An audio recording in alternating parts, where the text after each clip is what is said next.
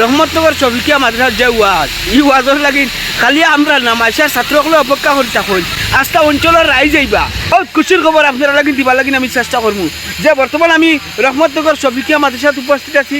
আর জানুয়ারি 21 জানুয়ারি আগামী বুধবারে পুরা দুমা উড়িব ইনশাআল্লাহ মতলব আমরা আর হোজাই ডিস্ট্রিক্ট আসামের মাঝে আর কি ইল্লা ওয়াজ আর হয় না আর কি ইস্তিমাল লাগান ডাইরেক্ট মানুষ হয় অত আইলে দেখবা রহমতনগর বিলকুল বিলকুল তো এটা 21 তারিখও দাওয়াত সারাত 21 তারিখ আপনি যদি আও যদি তে ওয়াজের মাহফিলে যদি বউতে বেলেগ একটা অনুমান আইব অঞ্চলবাসীর মাঝে গৌরব করতে লাগে এই অঞ্চলবাসীর মাঝখানে চলে এই রহমতনগর শফিকিয়া মাদ্রাসা এখানে সবে নিয়া ঠিক আছে আমরা হর মুহূর্তত হর সময় আমরা মাসায় এখানে আগুয়ে ইতাম যেন যে কোনো মুহূর্তত মাসার কোনো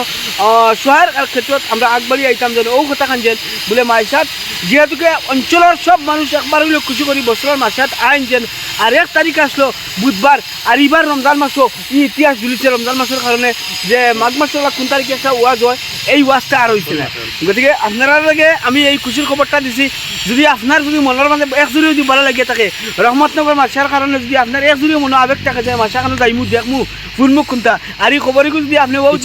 ইচ্ছা থাকে জি ফার্স্ট শুনিয়া যদি খবরগুলো থাকো তো পেজটা ফলো করি আমার ভিডিওটা শেয়ার মারি দিবা করি আশা করি আসসালামু আলাইকুম আচ্ছা আসিফ একটা কথা তোমার দিকে নিয়ে আসছে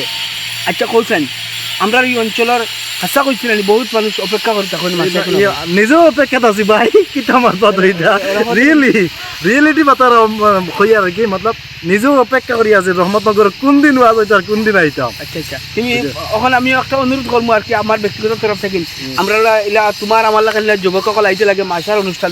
এটা দেখলে কিছু একটা জিনিসের মানে আমরা বহুত জিনিস শিখিতে পাই আর বহুত জিনিস যেটা না জানা আর কি ওটা জানতে পারি চলো বুঝে তুমি বিদায় নিলাম আসসালামু আলাইকুম আসসালামু আলাইকুম।